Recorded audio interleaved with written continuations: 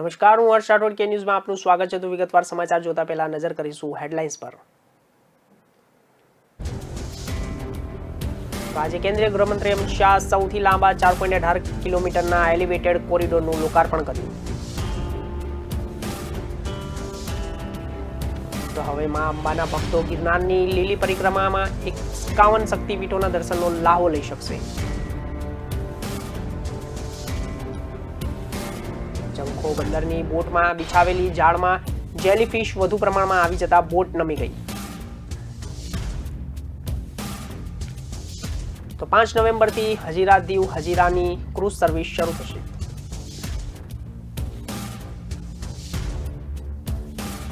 તો વડતાલમાં મંદિરના શિખરથી માંડીને પરિસર સુંદર રોશની કરાવડાઈ છે। તો સમાચાર જોઈશું વિસ્તારથી। ગુજરાતના શહેરી વિસ્તારના સૌથી લાંબા 4.18 કિમીના ગોતાના ફ્લાયઓવર સાયન્સ સિટી બોક્સ સુધીના એલિવેટેડ કોરિડોરનું આજે સવારે કેન્દ્રીય ગૃહમંત્રી અમિત શાહ દ્વારા ઉદ્ઘાટન કરવામાં આવ્યું છે। તો તેની સાથે મુખ્યમંત્રી ભૂપેન્દ્ર પટેલ પણ તેમજ વાહન વ્યવહાર અને મંત્રી ઉપસ્થિત રહ્યા હતા। અને જ્યારે આ બ્રિજ સોલા ભાગવત કારગિલ જનતાનગર જાયડસ એમ 4 સૌથી વ્યસ્ત જંકશનોને આવરી લે છે। તો આ બ્રિજના લીધે એસજી હાઈવે પર ટ્રાફિકની સમસ્યા મળવી અને તેમાંથી તે હળવી થશે। તો જ્યારે તેમાંથી 4.18 કિલોમીટરના આ ફ્લાયઓવરનો શહેરનો સૌથી લાંબો બ્રિજ છે। તો અમદાવાદ ગાંધીનગરને જોડવા એસજી હાઈવે પર નેશનલ હાઈવે અને ઓથોરિટી ઓફ ઇન્ડિયા દ્વારા અમદાવાદમાં 6 લેન બનાવવામાં આવી રહ્યો છે। તો જે 7 પૈકી 6 ફ્લાયઓવર હવે ધમધમતા થઈ ગયા છે। તો જેથી અમદાવાદની ગાંધીનગર સુધી જવાનો સમય 45 મિનિટથી ઓછો થઈને 20 થી 25 મિનિટનો થશે।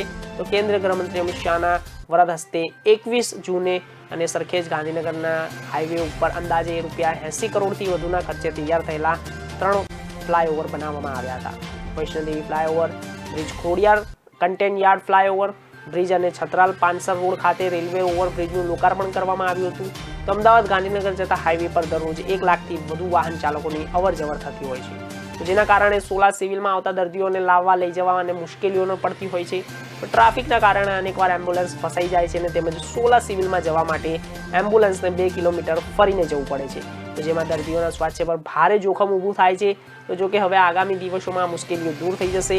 તાજેતરમાં જ રાજ્ય સરકારે કેન્દ્ર સરકારના અને સોલા સિવિલ માટે અંડરગ્રાઉન્ડ અને સબવે બનાવવામાં ગ્રાન્ટની માંગણી કરી હતી।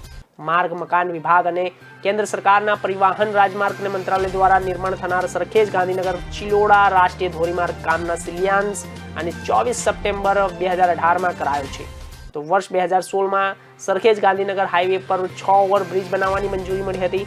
તો 867 કરોડના બજેટમાં 6 ફ્લાયઓવર માટે ફાળવણી થઈ હતી, જે 44.2 કિલોમીટરના અને આ રાષ્ટ્રીય ધોરીમાર્ગ પર કુલ 7 ફ્લાયઓવર, 1 એલિવેટેડ કોરિડોર, 1 અંડરપાસ અને 2 રેલવે ઓવરબ્રિજ વગેરેનો સમાવેશ થાય છે। તો માત્ર 36 મહિનાના સમયગાળામાં એસજી હાઈવે પર 7 ઓવરબ્રિજમાંથી કુલ 6 ઓવરબ્રિજ અને 2 રેલવે ઓવરબ્રિજ ધમધમતા થઈ ગયા છે।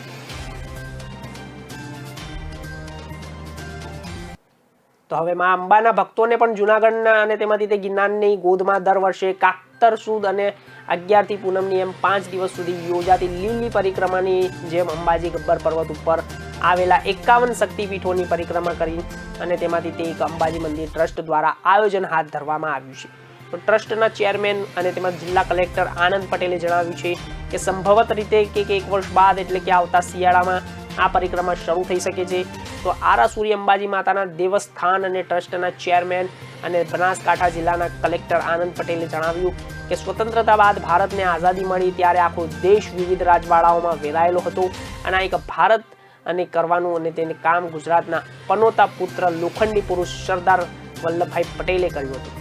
તેવી જ રીતે દેશના વિદેશમાં આવેલા માતાજીના 51 શક્તિપીઠોના નિર્માણનું કામ પણ ગુજરાતના પનોતા પુત્ર વડાપ્રધાન નરેન્દ્રભાઈ મોદી અંબાજી ગબ્બર ખાતે કરાવ્યું છે। તો એક જ જન્મના દેશ અને તેમાંથી તે વિદેશોમાં આવેલા શક્તિપીઠોમાં જઈ રહી અને માતાજીના દર્શન કરવા અને દરેક મનુષ્ય માટે સંભવત નહોતું। તો તેથી ભારત તેમજ શ્રીલંકા, બાંગ્લાદેશ, નેપાળ વગેરે દેશોમાં આવેલા માતાજીના સ્થાનોને પ્રમાણે આબેહૂબ 51 શક્તિપીઠોનું નિર્માણ કરાવ્યું છે।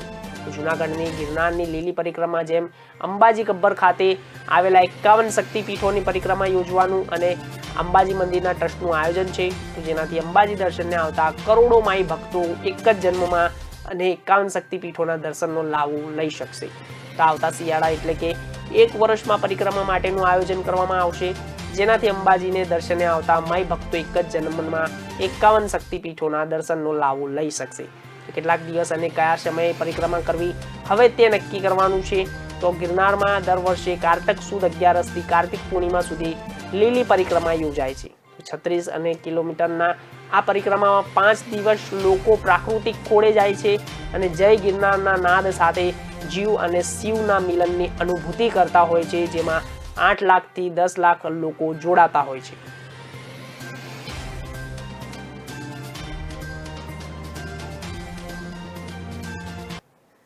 નવા બંદરોની અલવાહિદ અને નામની બોટ ગત 26મીએ માછીમારો અને તેમાં કરવા માટે નીકળી હતી, જ્યારે રવિવારે સવારે બોટમાં સવાર માછીમારો જાળ ઉપાડતા તેમાં મોટા પ્રમાણમાં જેલીફિશ ફસાઈ હતી. જેલીફિશના વજનના કારણે બોટ એક બાજુ નમી ગઈ હતી અને દરિયાઈ ક્રીક વિસ્તારને બોટ જળ સમાધી લીધી હતી. તો જોકે બોટના સવાર ટંડલે અને તેમાંથી માછીમારોને બાજુમાં માછીમારો કરતી બોટે બચાવી લીધા હતા. તો જખો બંદરની દરિયાઈ ક્રીકને વિસ્તારમાં નવા બંદરોની અલવાહિદ નામની માછીમારોએ બોટ જળ સમાધી લીધી. તો જેમાં બોટમાં સવાર 5 માછીમારો બાજુના માછીમારો કરતી બોટ દ્વારા બચાવી લેવાયા હતા. તો તારીખ 26ના રોજ નવા બંદરથી માછીમારો અને કરીને જખૌ બંદર પર અલવાહિદ અને નામની બોટ જવા માટે નીકળી હતી. તો INDના GJ 14MM 379 રજિસ્ટ્રેશન નંબરની આ બોટ માલિક અબ્બાસ મોહમ્મદ ચડિયાદની છે. તો બોટ ક્રીકરોકમાં માછીમારો કરી રહી હતી. તો જ્યારે 31/10ના સવારે ટંડેલ અને માછીમારો દ્વારા પોતાની માછીમારાની જાળ ઉપાડતા જાળમાં મોટી માત્રામાં જેલીફિશ ફસાઈ જતા બોટ એક બાજુ નમી ગઈ હતી. તો જોત જોતામાં બોટ પાણી ભરાતા બોટ ડૂબી ગઈ હતી અને માછીમારો અને રાડારાડ કરતા બાજુમાં અન્ય બોટના તમામ પોતાની બોટમાં લઈ લીધા અને ગરીબ નવાજ નામના બોટથી તમામ માછીમારોને જખૌ બંદર પર લઈ જવામાં આવ્યા હતા. તો ટંડેલે ચૌહાણ અને સાદિકા ઈશા તેમજ બોટના ખલાસીઓએ યેથમ અને હુસેન હાજી ચૌહાણ, મોહમ્મદ રસફી, સાદિકી શેખ ઓસમણ અને ઉમર બલભણિયા અને તેમાંથી તે વાળાઓને તેમાંથી તે આબાદ બચાવ થઈ જતા હાશકારો પામ્યો છે. હજીરા ધોધા રોડ અને પેક્સો પર શરૂ થતા 7 મહિના પછી મુંબઈ અને મેડન 5 નવેમ્બરથી હજીરા દીવ હજીરાની ક્રૂઝ શરૂ કરી રહી છે. તો જેમાં બિયર, વિસ્કી અને વાઇન અને વોડકા સહિતની લિકરો પણ મળશે. તો ક્રૂઝમાં ક્રિસ્નો નાઇટ ક્લબ અને તેમાંથી તે અને કસિનો, રેસ્ટોરન્ટ, નાઇટ ક્લબ અને રેસ્ટોરન્ટ સાથેની હોટલો પણ જોવા મળશે. તો મુંબઈ મેડોનાના પ્રવક્તા જણાવ્યા અનુસાર 31 માર્ચ 2020થી આ ક્રૂઝ શરૂ થઈ હતી, પણ એપ્રિલથી કોરોના વધતા બંધ કરાઈ હતી. તો સુરત દીવના VIP લોન્જના 3000 પ્રીમિયમ સિંગલ કેબિનના 5000 પ્રીમિયમ ડબલ કેબિનના 7000 છે અને જ્યારે હજીરા દીવ હજીરાનું VIP લોન્ચનું 6000 પ્રીમિયમ સિંગલનું 8500 ડબલનું 12000 છે. જ્યારે ક્રૂઝ હજીરાની 18:30 કલાકે ઉપડીને 6મીએ 8:30 કલાકે તે પહોંચી હતી. તો 7મીએ 12 કલાકે ઉપડીને 8મીએ હજીરા 2 કલાકે પહોંચાડશે. તો 14 કલાકની મુસાફરી હશે. ક્રૂઝ સુરતના હજીરા SR પોર્ટથી ઉપડશે. હજીરા હાઈસી અને હજીરા રાત્રે 2 વાગ્યાની કલાકે ઉપડીને તેમાંથી તે હાઈસીમામાં જશે. તો બીજી દિવસે સવારે અને 6 કલાકે પરત પહોંચશે. તો સાથે દીવ હાઈસી દીવની દીવથી 2 કલાકથી ઉપડીને તેમાં બીજા દિવસે 6 કલાકે પરત ફરશે. તો મુંબઈમાં NCBની ક્રૂઝ પર રેડ બાદ મુંબઈ મેડોને સૂચના જાહેર કરી છે કે ડ્રગ્સ જેવા પદાર્થો સાથે કોઈ પકડાશે તો ક્રૂઝની સિક્યુરિટી તેને પકડીને પોલીસના હવાલે કરશે.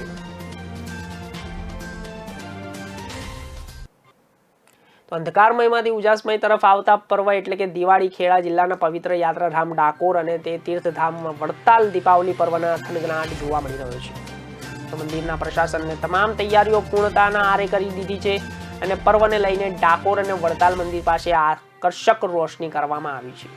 તો મંદિરના શિખરથી માંડીને પરિસરમાં સુંદર રોશનીઓ કરાઈ છે. તો યાત્રાધામ ડાકોરમાં આગામી દિવાળીના તહેવારોમાં ધામધૂમપૂર્વક ઉજવણી થનાર છે, જે માટે મંદિર પ્રશાસન દ્વારા તૈયારીઓ આરંભી દેવાઈ છે. તો પ્રશાસન દ્વારા નવેમ્બર 19 દરમિયાન તહેવારોનું 9 દિવસનું લિસ્ટ જાહેર કરાયું છે. તો જેમાં 1 નવેમ્બર એટલે કે આસો વદ 12 અને તેમાંથી રોજ વાઘ બારસ, 3 નવેમ્બર આસો વદ 13ના રોજ ધનતેરસ, કાળી ચૌદસ, 4 નવેમ્બર આસો વદ અમાસના રોજ દિવાળી. તો તહેવારોનો ઉજવવામાં આવશે. તો આ દિવસે મંદિરોમાં ભગવાનની હાટડી ભરાય છે અને ભાવિક ભક્તો યથાશક્તિ ભગવાનના ચોપડે અને પોતાની બોણી લખાવી નવા વર્ષની શરૂઆત કરે છે. તો 5મી નવેમ્બર બેસતા વર્ષની ઉજવણી કરાશે. 6 નવેમ્બર કાકતર સુદ અને 2ના રોજ ભાઈ બીજ, 9 નવેમ્બર કાકતર સુદ, 5ના રોજ લાભ પાંચમ, 11 નવેમ્બર કાસ્તર સુદ અને 7ના રોજ ગોપાષ્ટમીનો તહેવાર ઉજવશે. તો આ દિવસે મંદિર પ્રશાસન દ્વારા ગાયોની પૂજા કરવામાં આવે છે. 15 નવેમ્બરના રોજ કારતક સુદ 12ના રોજ મંદિરના તુલસી વિવાહ અને 19 નવેમ્બર કારતક સુદ પૂનમના રોજ દેવ દિવાળીની તહેવારની ઉજવણી કરવામાં આવશે. તો આ એક તરફ તીર્થધામ વડતાલમાં પણ દિવાળીની ઉજવણી કરવામાં આવશે. તો જેમાંથી સ્વામિનારાયણ ભગવાન અક્ષરધામ તુલ્ય વડતાલ ધામના પંચાદિન દીપોત્સવ પર્વનું આયોજન કરવામાં આવ્યું છે. તો આ દીપોત્સવ પૂર્વ અંતર્ગત ધન પૂજન અને હનુમાન પૂજન, ચોપડા પૂજન, લક્ષ્મી પૂજન, દીપોત્સવ અને ગોવર્ધન પૂજા અને ભવ્ય અન્નકૂટની આરતીના દર્શનનો સમાવેશ થશે.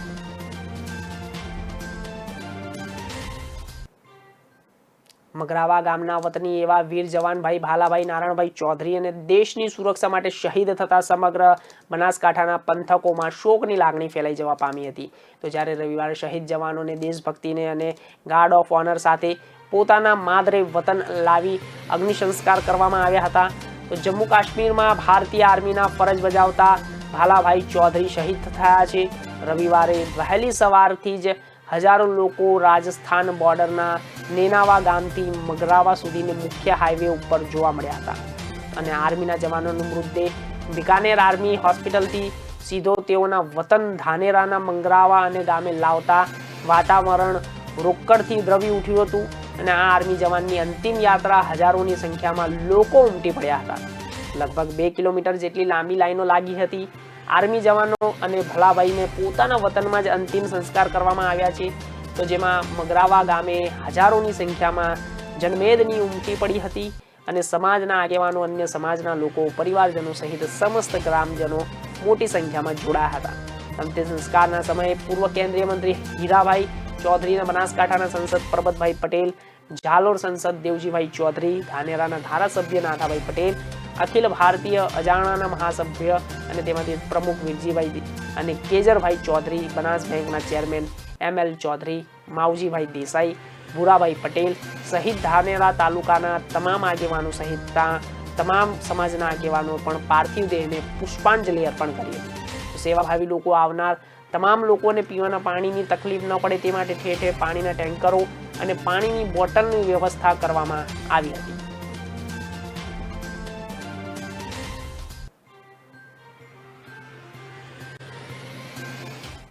તો સમાચારોમાં હાલ સમય થયો છે વિરામનો, તો લઈશું એક વિરામ.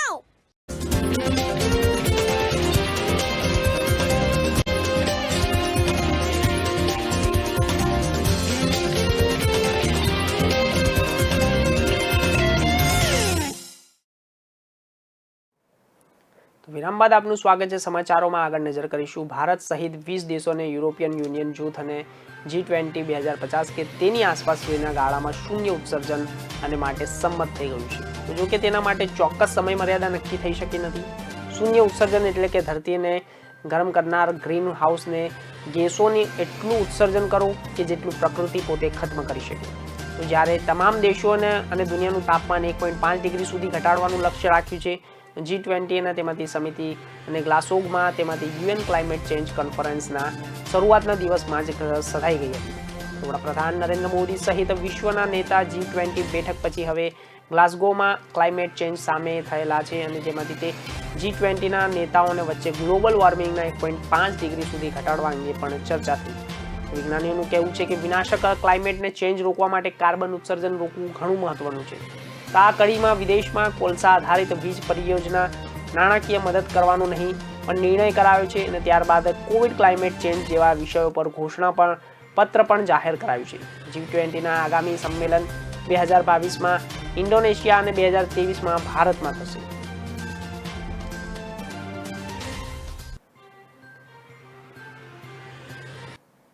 તો ક્લાઇમેટ ચેન્જ અંગેના એક તાજા રિપોર્ટમાં કહેવાયું છે કે આગામી 20 થી 25 વર્ષમાં ભારતમાં એવી ગરમી પડશે કે લોકોનું રહેવું મુશ્કેલ થઈ જશે.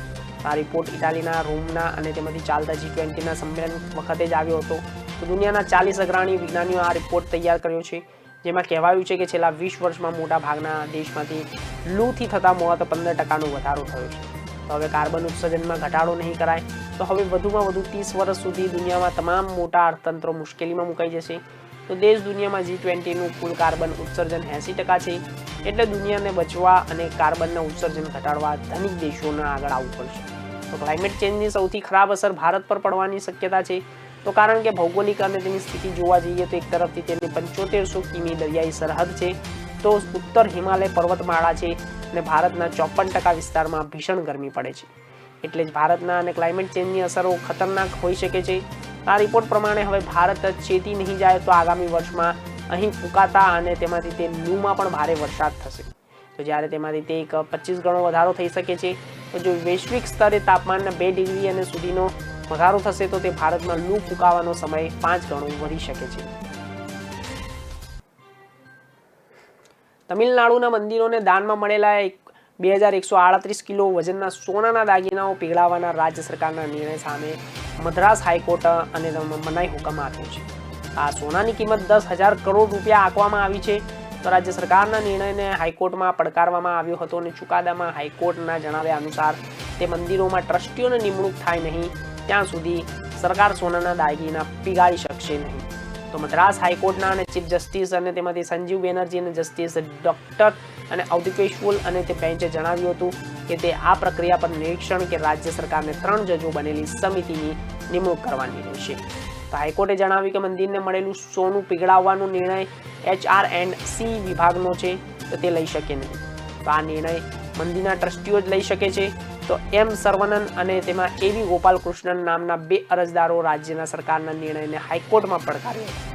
તો સરકારની દલીલ હતી કે આ પ્રક્રિયા 50 વર્ષથી ચાલી આવી છે, તો તેથી મંદિરોના જમા સોનું પીગાળીને તેમાંથી ગોલ્ડ બાર બનાવવાનો સરકારને અધિકાર છે. તો સરકારે અગાઉ જણાવ્યું હતું કે મંદિરોમાં દેવતાઓના શૃંગાર માટે આવતા આભૂષણોને બાદ કરતા અન્ય દાગીનાઓને સોનાની ચીજ વસ્તુઓને પીગાળી શકાય છે. તો સરકારની યોજના હતી કે 24 કેરેટ ગોલ્ડને બારને બેંકોમાંથી મૂકીને આવક મેળવી શકાય અને તથા આ રકમ વિકાસના કામ માટે ખર્ચી શકાય. અને જો કે હિન્દુ સંગઠનને આક્ષેપ કર્યો હતો કે ઓડિટ વિના સોનું પીગળાવવું પાછળ સરકારનો નિર્ણય શંકાસ્પદ છે.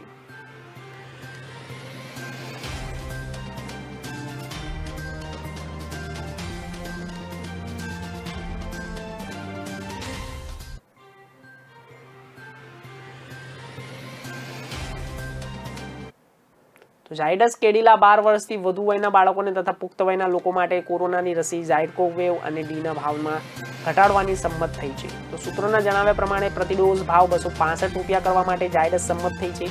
તો ભાવ ઘટાડવા માટે કેન્દ્ર સરકારના દ્વારા સતત પ્રયાસો થઈ રહ્યા છે. તો આ અંગે અંતિમ નિર્ણય ટૂંક સમયમાં જાહેર થશે. તો 12 વર્ષથી વધુ વયના લોકોને આપી શકાય અને એવી ઝાયડસ કેડિલા કોરોના વેક્સિન ઝાયકોવેવ ડીની સરકારની મંજૂરી મળી શકે છે. તો 100 વગરની આ રસી ડિસ્પોઝેબલ જેટ એપ્લિકેટર દ્વારા આપવામાં આવશે. તો આ જેટ એપ્લિકેટરને માત્ર પ્રતિ ડોઝ દીઠ 93 રૂપિયાનો દર નક્કી કરવામાં આવ્યો છે. તો રસી દરની પ્રતિ ડોઝ 358 રૂપિયા રહેશે. તો અમદાવાદ સ્થિત અને ઝાયડસમાં કેડિલા અગાઉ રસીની 3 ડોઝ માટે 1900 રૂપિયાનો દર રજૂ કર્યો છે. તો સૂત્રોના જણાવ્યા પ્રમાણે કંપની પ્રતિ ડોઝ ભાવ ઘટાડીને 358 રૂપિયા કરવામાં આવ્યો છે. તો જેમાં ડિસ્પોઝેબલ અને ઝેટ એપ્લિકેટરનો 93 રૂપિયા અને જ્યારે આગામી સપ્તાહે રસીના ભાવ અંગે અંતિમ નિર્ણય લેવાશે તો ઝાયડસની રસીના 3 ડોઝ 28 દિવસના અંતે લેવાનો રહેશે. તો આ રસીનો સંયુક્ત રીતે ઇન્જેક્શન દ્વારા આપી શકાશે નહીં. તો આ આધારિત નીડલ ફ્રી ઝાયકોવેવ ડીને ગત 20 ઓગસ્ટે ઇમરજન્સી વપરાશ હેતુસર સરકારની મંજૂરી મળી હતી. તો જેટ એપ્લિકેટર દ્વારા રસી ચામડી દ્વારા કોષમાં સીધી દાખલ કરવામાં આવશે. તો સૂત્રોના જણાવ્યા અનુસાર આગામી નવેમ્બર ઝાયકોવેવ ડીની 20,000 ડોઝ મળશે તેવી સંભાવનાઓ છે. અમેરિકામાં ખરાબ હવામાન અને સ્ટાફની અછતના કારણે એરલાઇન્સ સામે મોટો પડકાર સર્જાયો છે. તો ઘણી એરલાઇન્સોને સેંકડો સંખ્યામાં ફ્લાઇટ્સના કેન્સલ કરવી પડી છે. તો શનિવારે જ અમેરિકાના એરલાઇન્સને ગ્રુપને 400 ફ્લાઇટ્સ રદ કરવી પડી હતી, જેમાં તેની કુલ ફ્લાઇટ્સ 15%નો હિસ્સો છે. તો જ્યારે રવિવારે તેણે 250 ફ્લાઇટ્સની રદ કરી હતી, જેને સાઉથ વેસ્ટ એરલાઇન્સને શનિવારે 80 જ્યારે રવિવારે 20 ફ્લાઇટ રદ કરી છે. તો વોલ સ્ટ્રીટ જર્નલ હાઈવે પ્રવાસ અને તેમાંથી તે નજર રાખતી વેબસાઇટ ફ્લાઇટ ઓવરના અહેવાલમાં અને તેમાંથી તે ફ્લાઇટ્સ રદ કરવા માટે ખરાબ હવામાનનું કારણ આપવામાં આવ્યું છે. તો મોટું કારણ સ્ટાફની અછત પણ છે અને એરલાઇન્સોનો સૌથી વધુ ફ્લાઇટ અને એટેન્ડન્સની અછતનો સામનો કરવો પડી રહ્યો છે. તો નિષ્ણાંતોના જણાવ્યા પ્રમાણે કોરોના સંક્રમણમાં ઘટાડો થતાં વિમાન પ્રવાસીઓમાં મોટો વધારો થયો છે. તો ખવા અને તેમાંથી હવામાન ખરાબના સ્ટાફની તંગીથી અને એરલાઇન્સની હાલત કફોડી બની છે. તો આ મહિનાની શરૂઆતથી સાઉથ વેસ્ટ એરલાઇન્સ 48 કલાકમાં 1900 ફ્લાઇટ્સ રદ કરી હતી, જેના કારણે એરપોર્ટ્સ પર લાંબી કતારો જોવા મળી હતી.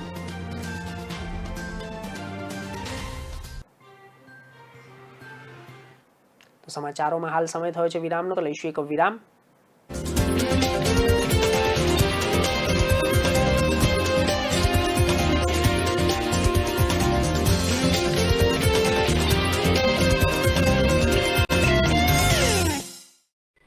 स्किल, कौशल्य, सामर्थ्य ये सिर्फ जेब में रुपये लाता ऐसा नहीं है, वो जीवन में आत्मविश्वास भर देता है. ये स्किल डेवलपमेंट देश में एक नई ऊर्जा लाने का प्रयास है. देशना युवानों नूतन ऊर्जाનો संचार करતું माननीय प्रधानमंत्री श्री नरेंद्रभाई मोदीનું ધ્યેય સૂત્ર એટલે skill plus will plus Jheel is equal to win. અને આ ધ્યેય સૂત્રને ચરિતાર્થ કરવા પ્રતિબદ્ધ છે માનનીય મુખ્યમંત્રી શ્રી ભૂપેન્દ્રભાઈ પટેલ. રાજ્યના યુવાધનની સર્જનાત્મક શક્તિને ઓપ આપી રાષ્ટ્ર નિર્માણમાં યુવાનો પ્રેરક પરિબળ બને તેવા બૃહદ ઉદ્દેશ્ય સાથે રાજ્યમાં સ્થપાયું છે આઈટીઆઈનું સુયોજિત માળખું. નિપુણ સ્ટાફ, માળખાગત સુવિધાઓ અને આધુનિક ઇક્વિપમેન્ટ્સથી સજ્જ આઈટીઆઈ નેટવર્કમાં બધા જ વિષયોને યોગ્ય ન્યાય મળી રહે તથા યુવાનોને સંબંધિત ટ્રેડનું પાયાનું જ્ઞાન અદ્યતન ઢબે મળે તે હેતુથી રાજ્ય સરકાર દ્વારા 2367 ઇન્સ્ટ્રક્ટર્સની ભરતી માટે આરંભાયું મહાઅભિયાન, જેના પરિણામે ખૂબ જ ટૂંકા સમયમાં પારદર્શક પદ્ધતિથી 12 ગ્રુપમાં 2102 નવા ઉમેદવારોની ભરતી કરવામાં આવી. આમ આઈટીઆઈ ક્ષેત્રે એક નવી ઊર્જાનો ઉદય થતા રાજ્યનો યુવા રાષ્ટ્ર નિર્માણમાં પોતાનું આગવું યોગદાન આપવા બનશે સમર્થ. યુવાઓનું ખીલે કૌશલ્ય, રાજ્ય સરકારનું એ જ લક્ષ્ય.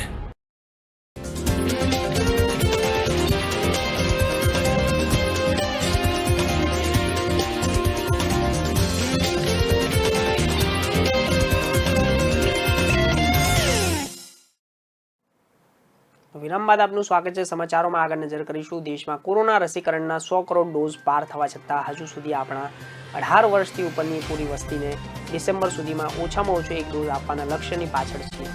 અત્યાર સુધીમાં દેશની 78.6% વસ્તીને જ પહેલો ડોઝ આપી શકાયો છે. તેથી હવે વડાપ્રધાન મોદી રસીકરણની સમીક્ષા માટે 3 નવેમ્બર બેઠક કરશે.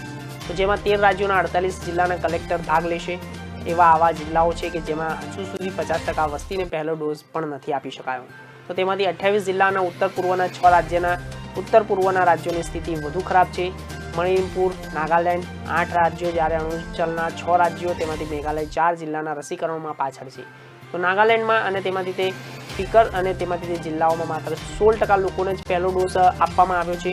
તો 30%થી ઓછાના પહેલા ડોઝવાળાના માત્ર જિલ્લા મહારાષ્ટ્ર 75.46% વસ્તીનો પહેલો ડોઝ અપાયો છે. તો 36માંથી 6 જિલ્લાઓમાં ઝડપ 50%થી ઓછી છે. તો તેમાંથી તે પણ 45%થી વધુનો પહેલો ડોઝ મળ્યો છે.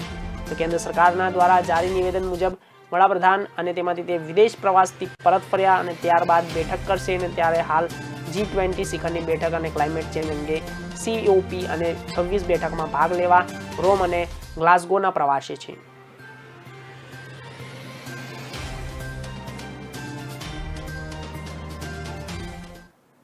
સુપ્રીમ કોર્ટના જસ્ટિસ ડીવાય ચંદ્રચૂડે કહ્યું છે કે મહિલાઓની કોઈ સમૂહ કે તેમાં તરીકે ઓળખ નથી, તો તેમની વિવિધ ઓળખ હોય તો કાયદાઓમાં અને તેમની તમામ ઓળખના હિસાબે તેમના અધિકારીઓને અલગ વ્યાખ્યા કરાઈ છે. તો તેમના કેસમાં ચુકાદો સંભળાવતી વખતે તેને ધ્યાનમાં રાખવું જોઈએ. જસ્ટિસ ચંદ્રચૂડે તેનું એક ઉદાહરણ પણ જણાવ્યું હતું. તો તે મુજબ તાજેતરમાં અનુસૂચિત જાતિ અને એક મહિલાના ઉત્પીડન સંબંધિત કેસમાં જજે મહત્વનો ચુકાદો સંભળાવ્યો હતો. તો તેમાં કહ્યું હતું કે કોઈ મહિલાનો મુદ્દો નથી, તો તેની જાતિ અને ધર્મ, વર્ગના, દિવ્યાંગતા વગેરે સંબંધિત હોય તો 2 કે તેથી વધુના આધારે પણ ઉત્પીડન માની શકાય છે.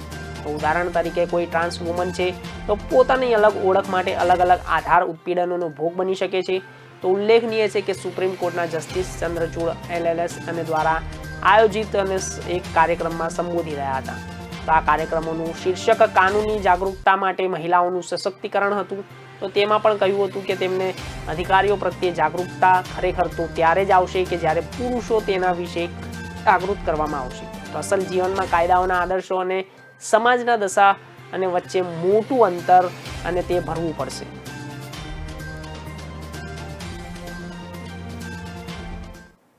તો કોરોના કેસમાં ઘટાડો થતાં 2 વર્ષ બાદ દિવાળીના તહેવારોમાં રોનક જામી છે. તો જ્યારે લોકો દિવાળીની ઉજવણી કરવા પોતાના વતન તરફ જાય છે, તો ત્યારે અમદાવાદથી જૂનાગઢ, ભાવનગર, જામનગર, સોમનાથ જવા ભાડમાં અને તેમાંથી ભાડાની જબરજસ્ત વધારો થયો છે. તો આ ભાડામાં દિવાળી સુધી અગાઉના અમદાવાદથી ખાસ કરીને સૌરાષ્ટ્ર જવાના બસના ભાડામાં 4 ગણો વધારો નોંધાયો છે. તો અમદાવાદ રાજકોટની ખાનગી બસોનું ભાડું સામાન્ય રીતે દિવસોમાં ₹500ની આસપાસ હોય છે, તો તે હવે વધીને ₹1000 થઈ ગયું છે. તો આવી સ્થિતિમાં ભાવનગરની જ્યાંનું બસનું ભાડું 1500ની નજીક છે, તો સામાન્ય દિવસોમાં અમદાવાદ ભાવનગરનું ભાડું 500ની આસપાસ હોય છે. તો આ વખતે ટ્રેન ઓછી હોવાથી અન્ય રાજ્યોમાં જવા માટેની ખાનગી બસો માટે પણ ભારે ઘસારો છે. તો અમદાવાદથી મુંબઈનું બસ ભાડું ₹2200, નાસિકનું ભાડું ₹2400, ઉજ્જૈનનું ભાડું ₹1900, તો જ્યારે ઉદયપુરનું બસ ભાડું ₹2000ને પાર થઈ ગયું છે. તો આ અંગે એક પ્રાઇવેટ બસ ઓપરેટરે જણાવ્યું કે વર્ષ દિવાળીના બુકિંગમાં પ્રમાણ સાધારણ હતું. તો જે લોકોને વતન જવા માંગતા હોય તો તે વધારે તેની અને તેમાંથી તે સરખામણીએ આ વખતે હરવા ફરવા જનારા લોકોનું પ્રમાણ વધ્યું છે. તો હવે એરફેર ખૂબ જ અને ત્યારે ટ્રેનના વિકલ્પો ખૂબ જ ઓછા છે.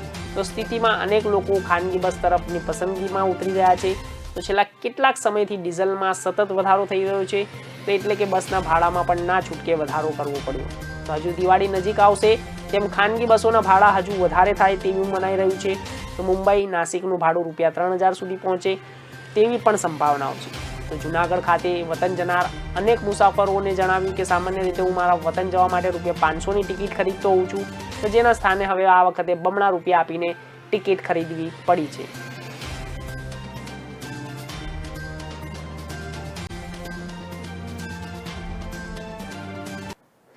ઠંડા પવન અને રેડિયન્ટના તેના અસરોના કારણે રાજ્યમાં મોટા ભાગના શહેરોમાં ઠંડીનો પારો ગગડતા ઠંડીનું મોજું ફરી વળ્યું છે. તો રવિવારે અમદાવાદમાં અને ઓક્ટોબર મહિનામાં 9 વર્ષ બાદ સૌથી નીચું 14.7 ડિગ્રીનું તાપમાન નોંધાયું છે. તો જ્યારે રાજ્યના 14 શહેરોમાં ઠંડીનો પારો 20 ડિગ્રી નીચે નોંધાયો હતો. આગામી 2 થી 3 દિવસો સુધી શહેરમાં ઠંડીનો ચમકારો યથાવત રહેવાની વકી હવામાન વિભાગે વ્યક્ત કરી છે. તો હવામાન વિભાગના આંકડા મુજબ રવિવારે અમદાવાદમાં વહેલી સવારથી ઠંડીનું જોર વર્તાયું છે. અમદાવાદમાં મહત્તમ તાપમાન 34.2 ડિગ્રી, જ્યારે લઘુત્તમ તાપમાન 4.2 ડિગ્રી ગગડીને 14.7 ડિગ્રી નોંધાયું હતું. તો આ પહેલા 29 ઓક્ટોબર 2012ના રોજ ઠંડીનો પારો 15.8 ડિગ્રીએ નોંધાયો હતો.